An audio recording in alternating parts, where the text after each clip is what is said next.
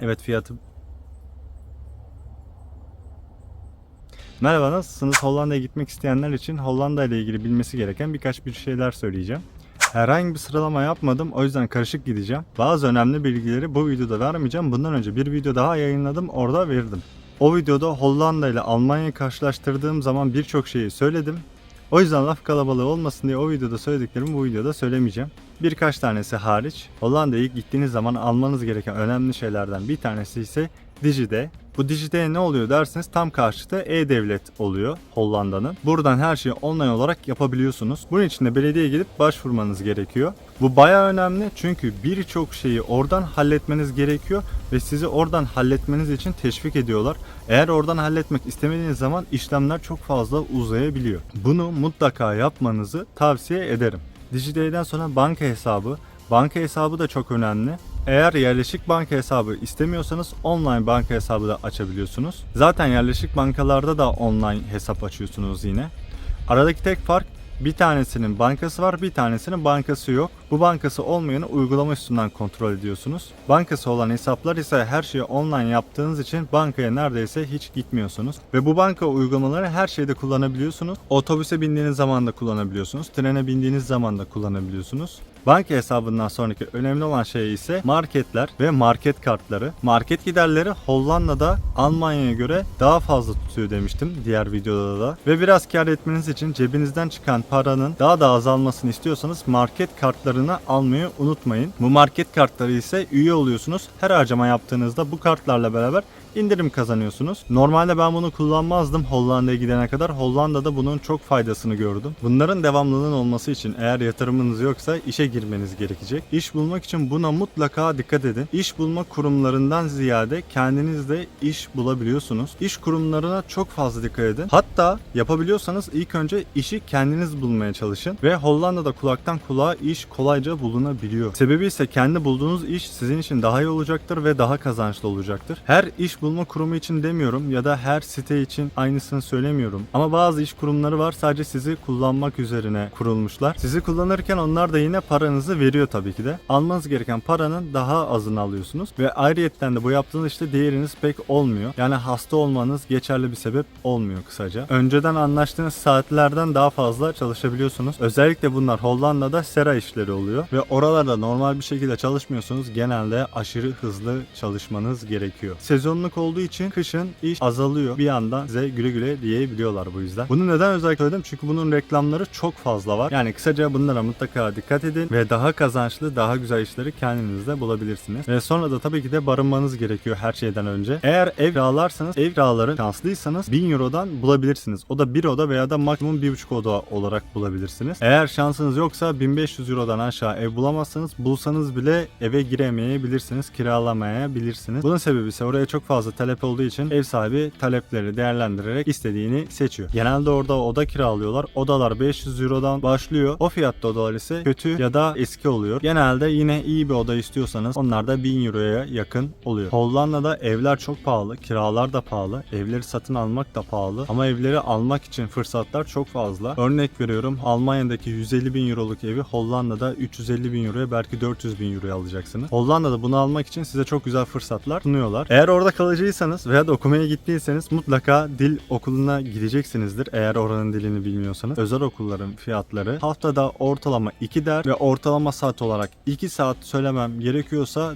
400 Euro aylık ücreti oluyor. Ve aynı bu fiyatlara haftalık bir derslik de oluyor. Dil okulları da bana aşırı pahalı geldi açıkçası. Eğer kendi ülkenizde alabiliyorsanız kendi ülkenizde alın dil eğitimini. Belli bir seviyeden sonra orada alırsanız daha uyguna geliyor bu sefere. Örnek veriyorum, B2'den sonra eğer dil okuluna giderseniz fiyatlar size daha uygun olacaktır. Çünkü sadece dili bilmeniz yetmiyor, belgesini de almanız gerekiyor. Ama dili bilmeniz bir yere kadar size çok fazla fayda sağlıyor. Hollanda'da ev tuttuğunuz yere göre değişiyor tabii ki de, bunu da mutlaka söylemem gerekiyor. Bazı binalar var, kendi kapınıza gidene kadar 3 tane kapıdan geçmeniz gerekebiliyor. Ben 4 tane kapıya kadar gördüm ve bu çoğu binalarda böyle. Bunu şu yüzden söyledim, eğer teslimatla ilgili bir işte çalışacaksanız işi çok fazla zorlaştırıyor. Sigortalar genel olarak, yine Almanya'dan örnek vereceğim, Almanya'ya göre çok daha uygun. Uygun olması güzel bir şey değil çünkü her şeyinizi karşılamıyor. Örnek olarak rahatsızsınız, hastaneye gideceksiniz. Hastaneye gittiğiniz zaman 400 Euro'ya kadar veya da 500 euroya kadar sizin ödemeniz gerekiyor. 400 euronun üstünü sigorta karşı. Bunu da sigortaya alırken bir ismi vardı, unuttum. Onun anlaşmasını yapıyorsunuz. Oradaki anlaşmayı, fiyatını ne kadarlık seçtiyseniz o kadarını ilk başta siz ödüyorsunuz. Onun üstünü onlar ödüyor. Eğer bu anlaşmayı 1000 euroya çıkarırsanız, yani hastaneye gittiğinizde 1000 euroya kadar siz öderseniz aylık ödeyeceğiniz sigorta parası çok daha az oluyor. En düşüğünü seçerseniz hatırladığım kadarıyla 400 euro civarı olması gerekiyor. Daha da düşük olabilir, daha da fazla olabilir. Tam hatırlamıyorum. Bu sefer de aylık ödemeniz çok daha fazla oluyor. Yani 1000 euroluk 110 euro ödüyorsa siz 160 euro ödemeniz gerekebiliyor. Bu her ay. Tabii ki de içinde de paketler var. Başka bir şey eklerseniz bu fiyatlar çok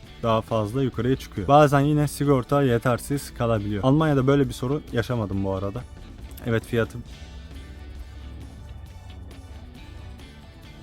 Hollanda'da dikkat etmeniz gereken şeylerden bir tanesi kazalar. Eğer bisiklet sürüyorsanız bisiklet kurallarına mutlaka bakın. Araba kullanıyorsanız veya da motosiklet kullanıyorsunuz, trafik kurallarına mutlaka bakın. Bisiklet yollarından bazı motorlar da gidebiliyor, yasal. Bisiklet sürenler kuralları çok iyi bildikleri için bu kuralları kendi çıkarları için kullanabiliyorlar. Diğer bisikletlilere karşı da, diğer araçlara karşı da. Eğer kaza yaptığınızda, zaten bisikletliyle kaza yapıyorsanız mutlaka avukata danışmayı unutmayın. Böyle bir durum yaşadığınızda avukat ararsanız neden böyle dediğimi çok daha iyi anlayacaksınız.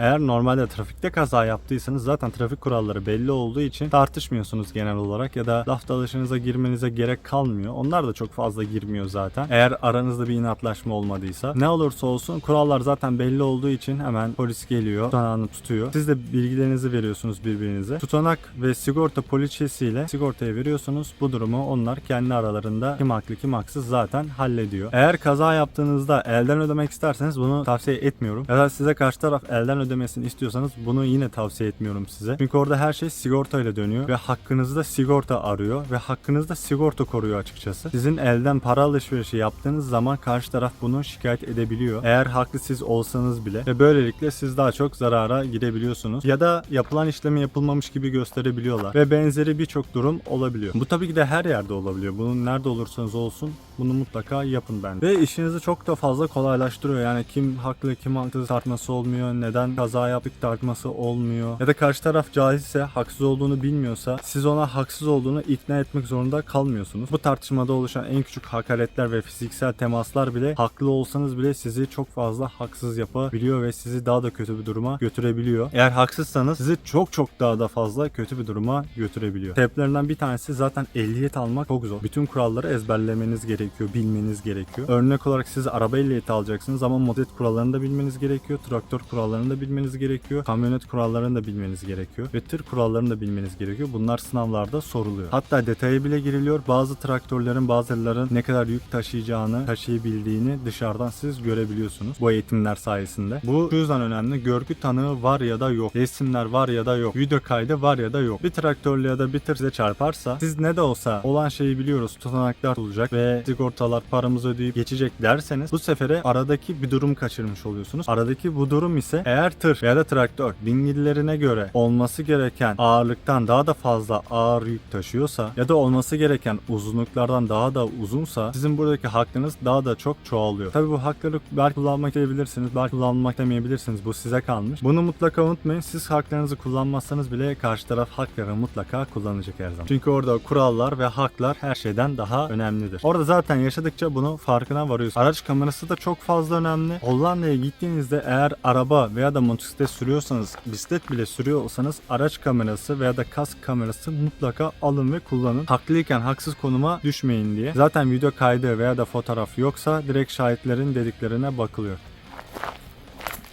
Ya uf, sen nesin ya? Sinek misin, arı mısın? Ben kaza gördüm bu arada. Çok da yakından gördüm. Eğer büyük bir kaza değilse bir tartışma, bir kavga olmuyor.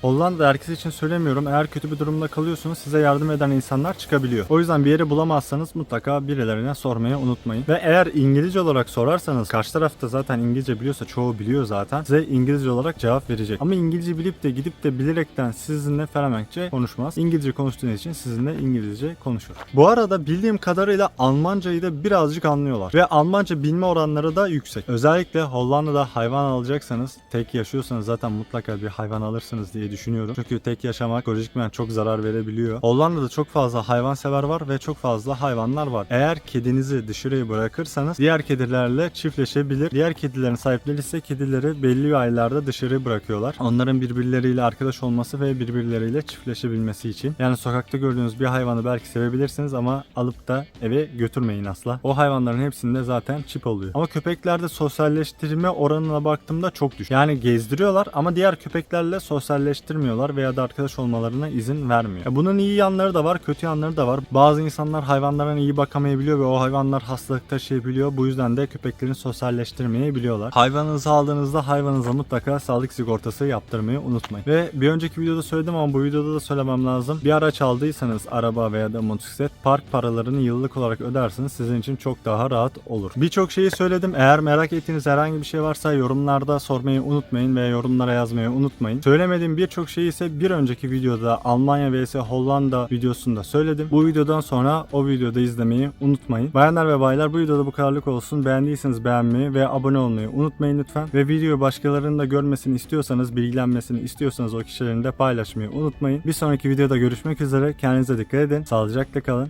Bay bay. Umarım düzlemişimdir. Yamuk değilimdir. Galiba yamuğum çok hafif. Kendime bakayım ya. Daha iyi bence. Böyle bakınca bir garip oldu. Böyle kendime bakınca daha iyi oldu.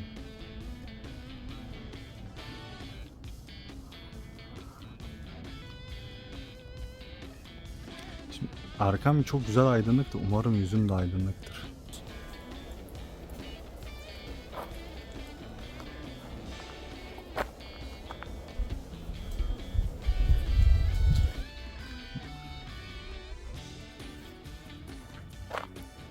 La Ya gider misin ya?